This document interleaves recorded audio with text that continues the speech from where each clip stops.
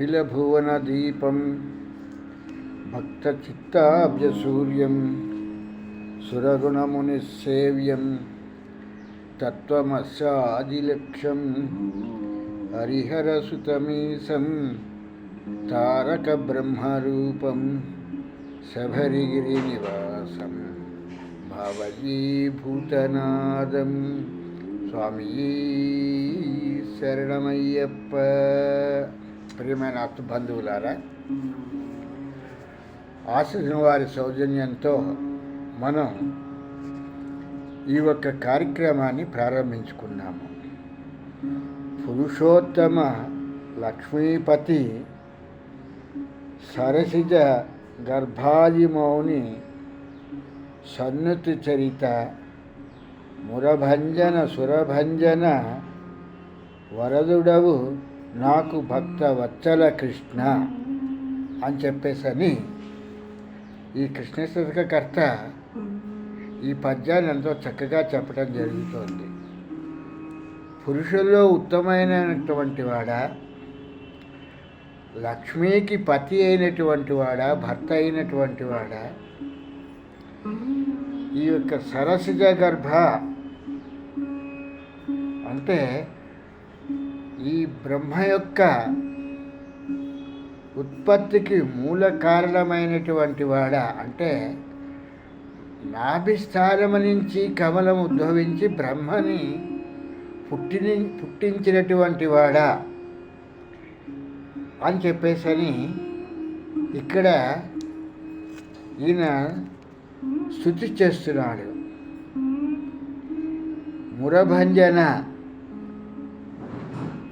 నురభంజన అనేటువంటి దాంట్లో ఈ మరుడు అనేటువంటి రాక్షసుని సంహరించినటువంటి వాడా అని,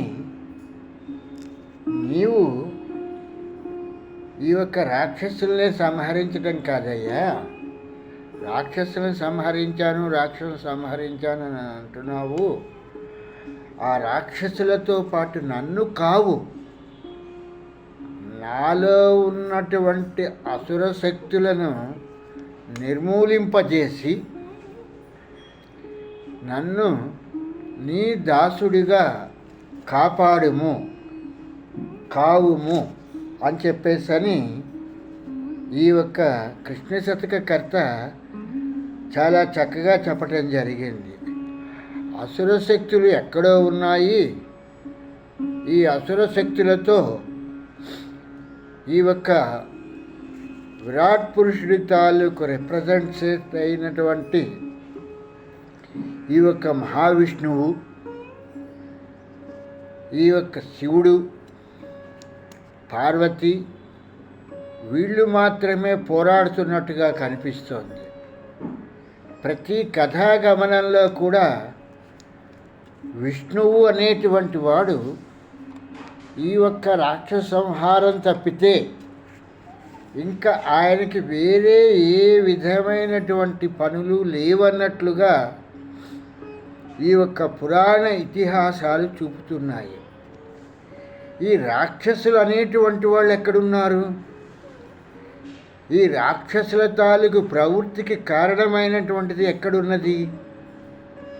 దీని గురించినటువంటి విషయ పరిజ్ఞానాన్ని మనం ఏ కొంచెము కూడా ఆలోచించట్లేదు. ఎంతసేపు మహిషాసురుని సంహరించింది అని చెప్పేసి అని అనుకుంటున్నామే కానీ ఈ మహిషాసురి అనేటువంటిది, ఈ మహిషి అనేటువంటిది, ఈ మహిషాసురుడు అనేటువంటి వాడు ఎవరిలో ఉన్నాడు? ఎవరిని వీడు హింసిస్తున్నాడు అనేటువంటి తత్వాన్ని మనం గ్రహించలేకుండా ఉన్నాము. ఈ అయ్యప్ప దీక్షలో కూడా ఈ అయ్యప్ప కథ చెప్పేటప్పుడు ఆ ఒక కథలో కూడా ఎలా చెప్పుకొస్తారంటే, ఆ మహిషి అనేటువంటి దాన్ని సంహరించటానికే అయ్యప్ప ఉద్భవించాడు. ఈయన కిందటి జన్మలో అంటే వీళ్ళు చెప్తున్నటువంటి దాన్ని బట్టి దత్తాత్రేయుడు. ఈ దత్తాత్రేయుణ్ణి ఈవిడ నన్ను వివాహం చేసుకోమని అడిగేటప్పటికీ దత్తాత్రేయుడు ఆమెని మహిషివిక అని శపించాడు అని చెప్పేసని చెప్పటంతో ఆ మహిషి కోపించి, నీవు కూడా నా సంహారానికి ఉద్భవించు అని చెప్పేసని శాపమిచ్చింది అని చెప్పేసని కథాగమనంలో చెప్పటం జరుగుతున్నటువంటి విషయం. ఈ యొక్క మహిషిని సంహరించాలి అనేటువంటి దానికి వచ్చేటప్పటికీ అంటే ఈ ప్రకృతిలో ఉన్నటువంటి 3 శక్తులు అయినటువంటి దాంట్లో మొదటి శక్తి అయినటువంటి బ్రహ్మ ఈ మహిషికి వరాలు ఇచ్చాడు. ఈ బ్రహ్మ తాలూకు వరాలు పొందినటువంటి ఈ మహిషి విజృంభించి ఇది ఈ యొక్క దేవలోకాల్లోకి అక్కడికి వెళ్ళిపోతుంది అని చెప్పేసని ఈ యొక్క కథాగమనంలో చెప్పటం జరుగుతుంది. ఈ పశుతత్వం కలిగినటువంటి మనస్సు ఎప్పుడైతే జ్ఞానంతో ఉన్నటువంటి బుద్ధి మీదకి ఇది విజృంభించి వెళ్తుందో దాన్నే దేవదానవ యుద్ధముగా చెప్పటం జరుగుతుంది. ఈ మనస్సు అనేటువంటి దాన్ని పశువు కింద తీసుకోవటం జరిగింది. ఈ యొక్క పశువు అనేటువంటి దాన్ని, పశువు అంటే అందరికీ కోపం వస్తుందని చెప్పేసని దీనికి అందమైనటువంటి పేరు మహిషాసురుడని కానీ, మహిషాసురి అని కానీ, ఇలాగ బండాసురుడని కానీ, ఇలా రకరకాలైనటువంటి నామకరణాలు దేనికి చేశారంటే ఈ అసుర ప్రవృత్తి కలిగినటువంటి ఈ మనస్సుకే ఈ పేర్లన్నీ కూడా చెప్పటం జరిగింది. ఇటువంటి విషయాలని తెలుసుకునేటువంటి దాన్నే జ్ఞానము అని చెప్పేసరి నిర్వచిస్తారు. జ్ఞానము అంటే సత్యమైనటువంటి పదార్థం ఏదైతే ఉందో దాన్ని తెలుసుకునేటువంటి దాన్ని జ్ఞానము అని చెప్పేసని అంటారు అని చెప్పేసని ఈ యొక్క జ్ఞానానికి నిర్వచనంగా చెప్తూ ఉంటారు. ఈ జ్ఞానం అనేటువంటిది ఎలా సిద్ధిస్తుంది అని అంటే రాక్షస ప్రవృత్తి కలిగినటువంటి వారు కాకుండా, అంటే పశుతత్వం కలిగినటువంటి వారు కాకుండా మంచి విషయాలని చెప్పగలిగేటువంటి వారు, మంచిని ఉద్బోధించేటువంటి వారు. మంచి అని అంటే ఏంటంటే అక్కడ ఉన్నటువంటి కాలమాన పరిస్థితులను బట్టి ఎలా ప్రవర్తించాలో చెప్పేటువంటి విషయాన్నే మంచి అంటారు తప్పితే ఒక దగ్గర ఉన్నటువంటి మంచి రెండో దగ్గర అది మంచి కాకపోవచ్చు, అది చెడు కావచ్చు. అది కాలమాన పరిస్థితులను బట్టి ఉంటుంది తప్పితే ఎప్పుడు కూడా మంచి అనేటువంటిది స్థిరంగా ఉండదు. కానీ జ్ఞానము అనేటువంటిది ఏదైతే ఉందో ఈ జ్ఞానము అనేటువంటి ఈ సత్వగుణం ఎప్పుడు కూడా స్థిరంగానే ఉంటుంది అనేటువంటి విషయాన్ని ఇక్కడ మనం తెలుసుకోవాల్సినటువంటి విషయము. ఈ జ్ఞానం ఎప్పుడైతే కలుగుతుందో అప్పుడు ఈ పశుతత్వం కలిగినటువంటి ఈ రాక్షసతత్వాలన్నీ కూడా నిర్మూలించబడతాయి అనేటువంటిదే ఈ యొక్క పురాణ గాథలన్నీ కూడా చెప్తున్నటువంటి విషయము. ఉదాహరణగా తీసుకున్నట్టయితే మనం జరుపుకునేటువంటి ఈ దీపావళి పండగ నాడు ఆ ఒక్క రాక్షసుడి పేరు నరకాసురుడు. ఎవరిని నరకాలి అని అంటే ఈ చెడు అనేటువంటి ఈ గుణాలు ఏవైతే ఉన్నాయో ఈ త్రిగుణాలలో ఈ రజస్సుతోనూ ఈ యొక్క వీటితోనూ ఉన్నటువంటి గుణాలు ఏవైతే ఉన్నాయో ఆ గుణాలని నరకవయ్యా, తొలగించవయ్యా, వాటిని నాశనం చెయ్యవయ్యా అని చెప్పటానికి చెప్పినటువంటి కథా విభాగమే ఈ ఒక్క నరకాసురుడు అనేటువంటి దీపావళి కథ. అక్కడ కూడా ఆ ఒక్క కృష్ణుడితో పాటు సత్యభామ అనేటువంటి ఆమె వెళ్ళింది.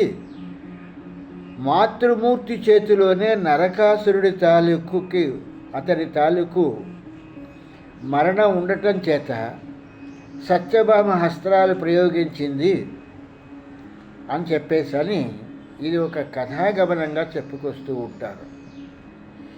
ఇవన్నీ ఏంటంటే మనకి అర్థం కావాలంటే, ఉదాహరణకి ఆకలేస్తోంది, అన్నం పెట్టు అని చెప్పేసి అని అంటాం. నిజంగా తల్లైనా వేరే వాళ్ళైనా ఆ అన్నాన్ని పెడితే ఆ అన్నాన్ని తినేయగలమా? ఆ ఒక తెల్లగా ఉన్నటువంటి పదార్థాన్ని మనం తినటానికి దాంట్లోకి పచ్చళ్ళని, కూరలని ఇవన్నీ ఉంటే కానీ, ఈ సోపేతమైనటువంటి రుచులు ఉంటే కానీ ఆ అన్నం మన ఉదరంలోకి వెళ్ళదు. మనం తినటం కానీ, అది జీర్ణం అవటం కానీ, రసాయనిక క్రియలన్నీ కూడా ఈ యొక్క కూర, పప్పు, చారు, పచ్చళ్ళు ఇలాంటి వీటన్నింటితో కూడా ఈ రసాయనిక చర్యలన్నీ కూడా జరుగుతున్నాయి. అలాగే ఇక్కడ కథాగమనంలో కూడా ఈ నరకాసురుడు అనేటువంటి వాడిని సృష్టించి ఈ కథాగమనంలో ఆ ఒక్క నరకాసురుడి తాలూకు వధని సత్యభామ చేసినట్టుగా చెప్పడానికి గల కారణం ఏంటంటే ఈ ఒక్క జగత్తంతా కూడా ఆవరించి ఉన్నటువంటిది ప్రకృతే. ఈ ఒక ప్రకృతితో పాటు కూడా ఆత్మ అనేటువంటిది కూడా ఈ జగత్తంతా కూడా ఆవరించి ఉన్నది. అంటే ఈ యొక్క ఆత్మ అనేటువంటిది ప్రకృతిని సృజించుకున్నది. ఈ యొక్క ఆత్మనే విరాట్ పురుషుడని చెప్పేసని కూడా అనటం జరుగుతూ ఉంటుంది. ఈ పదార్థమంతా కూడా ఒకటే, వేరే పదార్థంలో నుంచి రాలేదు. దీన్నే అద్వైతము అని చెప్పేసి చెప్పుకొస్తారు. ఏకము, ఏకంలో నుంచే ఇవన్నీ కూడా వచ్చాయ్యా అని చెప్తే మనం దాన్ని ఒప్పుకోం. ఒక్క దాంట్లోంచి ఇన్ని వస్తువులు ఎలా వస్తున్నాయి, ఇదేదో ఒక మాయగా చెప్తున్నారు, ఏదో తెలియని పిల్లలకి చెప్తున్నారు అనేటువంటి విషయంగా అనుకుంటారని ఈ కథలన్నింటినీ కూడా మనకి కథాగమనంలో చెప్తూ, ఈ కథాగమనంలో ఎవరైతే పశుతత్వంలోనూ మూర్ఖత్వంగాను రజో తమో గుణాలతో ఉన్నారో వాళ్ళని అసుర సంపత్తిగా చెప్పటం జరుగుతోంది. అంత తప్పితే వాళ్ళు పుడుతూనే అసురులు కాలేదు. పుట్టిన తరువాత వాళ్ళు ఆ దైవత్వము అనేటువంటి దాన్ని విస్మరించి, సత్యపదాన్ని విస్మరించి వాళ్ళు మూర్ఖత్వంగా ఎదుటివారిని హింసించేటువంటి కార్యక్రమాలు చేయటం మూలంగా వాళ్ళని రాక్షసులని చెప్పటం జరిగింది. అటువంటి వాటిని తొలగించాలి అంటే ఈ సత్వగుణము అనేటువంటిది, ఈ సత్ అనేటువంటిది మనలో ఎక్కువ పర్సంటేజ్గా ఉన్నప్పుడు మాత్రమే ఈ జ్ఞానం మూలంగా అది సాధ్యమవుతుంది అనేటువంటి విషయాన్ని తెలుసుకోవాలి. ఈ సత్ మూలంగా, ఈ సత్ సిద్ధించటం మూలంగా ఈ ఒక ఇంద్రియాలని ఈ సత్ అనేటువంటిది బుద్ధి తన ఆధీనంలోకి తీసుకుని మనస్సు నుంచి ఈ ఒక ఇంద్రియాలని పని చేయనీయకుండా బుద్ధి తన చేత పని చేయింప చేస్తే దీన్ని సత్ అని చెప్పేసి అని అంటాము. అలా కాకుండా ఇంద్రియాలు మనసుకు ఆధీనమయ్యి చిత్తానికి ఆధీనమై పనిచేస్తూ ఉంటే ఈ చిత్తాన్నే రాక్షస తత్వము అని చెప్పేసి నేను అంటాము. ఇవన్నీ కూడా జ్ఞానము కలిగినప్పుడు మాత్రమే ఇవి తెలుస్తాయి తప్పితే జ్ఞానహీనతలో ఉన్నప్పుడు ఇటువంటి విషయాలు ఏవీ కూడా మనకి వంటబట్టవు, మనం తెలుసుకోలేము. ఇటువంటి విషయాలని మనకి విడమరిచి చెప్పాలి అని అంటే ఒక జ్ఞాన సంపన్నుడైనటువంటి ఒక వ్యక్తి కావాలి. ఆ జ్ఞాన సంపన్నుడైనటువంటి వ్యక్తినే మనం గురువు అని చెప్పేసని ఆయనకి మనం ఈ ఒక పేరు పెట్టుకోవటం జరిగింది. ఆయన ద్వారానే మనం ఇటువంటి విషయాలన్నింటినీ కూడా మనం తెలుసుకోవటం జరుగుతోంది. ఏది రాక్షసత్వం కలిగించేటువంటిది, ఏ పని చేస్తే ఎదురుకుండా ఉన్న వాళ్ళకి బాధ కలుగుతుంది, ఏ మాటలు మాట్లాడితే ఎదురుకుండా ఉన్నటువంటి వాళ్ళ తాలూకు మానసికంగా వాళ్ళు బాధపడతారు అనేటువంటి విషయాలన్నింటినీ కూడా తెలుసుకొని జాగరూకతతో మనం ప్రవర్తింపచేసేటట్టుగా చూసేటువంటి వాడే గురువు అని చెప్పేసి అని అంటారు. ఈ గురువుకి ఈ యొక్క పరంపర ఎక్కడి నుంచి వచ్చిందంటే ఇది విరాట్ పురుషుడైనటువంటి ఆ విరాట్ పురుషుడి దగ్గర నుంచి బ్రహ్మకి, బ్రహ్మ దగ్గర నుంచి శివుడికి, శివుడి దగ్గర నుంచి కూడా ఈ ప్రజాపతులకి, మనువులకి, ఇలాగా ఈ వంశ పారంపరంగా అనేటువంటి ఈ యొక్క విషయం రావటం జరిగింది. ఈ గురువు అనేటువంటి వాడికి ఈ యొక్క విషయాలు ఏవీ తెలియకుండా అతన్ని గురువు అని చెప్పని మనం సంబోధించినప్పుడు అతను ఏమి జ్ఞానాన్ని మనకి ప్రబోధిస్తాడు? ఒక మంచి గ్రంథాన్ని చదవయ్యా అని చెప్పగలుగుతాడా? లేదు. పోనీ ఇంద్రియాలని ఎలా స్వాధీనం చేసుకోవాలి, ఇంద్రియాలకు మూల కారణమైనటువంటి మనస్సుని ఎలా ఆధీనం చేసుకోవాలి అని అంటే ఈ ఇంద్రియాలనే వీటికి ప్రత్యాహారము అనేటువంటి పదాన్ని ఉపయోగించడం జరిగింది. వీటిని ఆధీనం చేసుకోవటము అనేటువంటి విషయాన్ని పతంజలి చెప్పటం జరిగింది. ఇటువంటి విషయాల్ని మనం పూర్తిగా తెలియకుండా పతంజలి చెప్పినటువంటి యోగ శాస్త్రం అంటే ఏంటో మనకి పూర్తిగా అవగాహన లేదు. మనకి ఎంతసేపు కాళ్ళు చేతులు ఊపుకుంటూ కాళ్ళు చేతులు ఇరగదీసుకుంటూ చేస్తే అదే యోగ శాస్త్రం అని చెప్పేసి అని అనుకుంటున్నాము. ఇలాంటి వాటిగా మనకి ఇలాంటి క్రియలు చేయటానిక మనకి యోగము అని చెప్పారు అనేటువంటిది ఏ మాత్రము కూడా మనకి జ్ఞానము అనేటువంటిది లేకుండా ఉంది. మన బుద్ధి ఆలోచించలేకుండా ఉంది. ఎందుకంటే అటువంటి వాళ్ళు మనకి గురుస్థానంలో ఉన్నారు. కూర్చుని నువ్వు గాలిని ఎడముక్కుతో పీల్చు, ఒక 16, 8, 5 అన్నట్టుగా లెక్కపెట్టు, ఆ తర్వాత మళ్ళీ కుడి ముక్కుతో పీల్చు, ఇలా చేయటం మూలంగా నీకు చిన్నగా శ్వాస మీద నీకు ఒక విధమైన అధికారం వస్తుంది అని అంటారు. ఇవి చెయ్యటం మూలంగా ఆత్మ తెలుస్తుందా?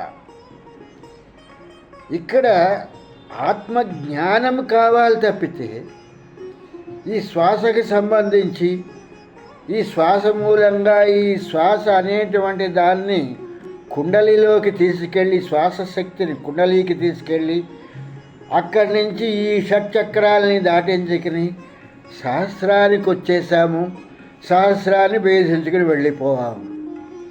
ఎవరు వెళ్ళిపోతున్నారు సహస్రాన్ని భేదించుకుని? జీవుడు ప్రాణమే వెళ్తున్నాయి తప్పితే ఆత్మ అనేటువంటి దాని తత్వాన్ని మనం తెలుసుకోగలుగుతున్నామా? అసలైనటువంటి దాన్ని మనం తెలుసుకోకుండా ఆత్మ అనేటువంటి దాని గురించి మనకి ఏమాత్రము కూడా అవగాహన లేకుండా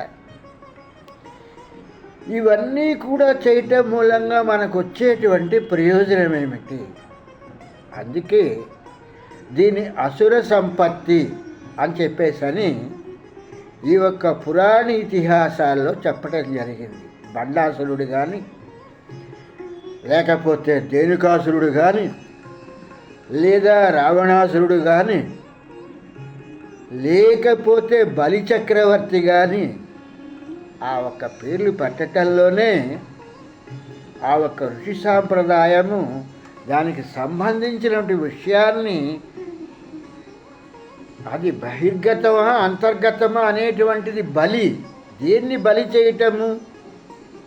అసుర సంపత్తిని బలి చేయటము. ఈ అసుర సంపత్తిని బలి చేయాలంటే ఏం చేయాలి? వామనుడు అనేటువంటి వాడు రావాలి. ఆ వామనుడు అనేటువంటి వాడు వచ్చి తన పాదంతో అణిచి వేసినప్పుడు మాత్రమే ఆ బలంగా బలీయంగా బలైపోతుంది ఆ అసుర సంపత్తి. అది అంతటా నిండి ఉన్నది, మొత్తం జగత్తంతా నిండి ఉన్నది. ఆ నిండి ఉన్నటువంటి దాన్ని గురించి మనం తెలుసుకోవాలి అనేటువంటి దాన్ని మనం విస్మరించి, మనం ఏదో ఒక గదిలోనో ఒక గుడిలోనో ఒక ప్రదేశంలో మాత్రమే భగవంతుడు ఉన్నాడు అనేటువంటి దీంట్లో మనం బంధీకృతులు అవుతున్నాము. ఇటువంటి దాన్ని బలి చేసి నరికి మనం ముందుకు వెళ్ళటం గురించి చెప్తున్నటువంటి ఋషి సాంప్రదాయం చెప్తున్నటువంటి సాహిత్యాన్ని, వాళ్ళ చెప్తున్నటువంటి భాషని మనం అర్థం చేసుకోలేక నరకాసురుని చంపేశాడు కాబట్టి మనం దీపావళి చేసుకుంటాం. ఈ ఒక్క ఎవరైతే వామనావతారంగా వచ్చి ఈ యొక్క బలిచక్రవర్తిని తొక్కేశాడో ఆ ఒక్క పండగని సంక్రాంతిగా చేసుకుంటున్నాము. ఇవన్నీ ఎవరిలో నుంచి ఉంటున్నాయి, ఎవరి ద్వారా జరుగుతున్నాయి అనేటువంటి విషయాన్ని మనం విస్మరిస్తున్నాము. నిరామయో నిరాభాసో నిర్వికల్పో హమాతత్వ నాహం దేహో హస్యద్రూపో జ్ఞానమిచ్యతే బుధై అనేటువంటి ఈ ఒక్క సూత్రాన్ని అసలు మనకి ఎవరు చెప్పని కూడా చెప్పట్లేదు. ఈ సూత్రం గురించినటువంటి విషయాన్ని మనకి ఎవరు కూడా దీని గురించినటువంటి విషయాలు చెప్పట్లేదు.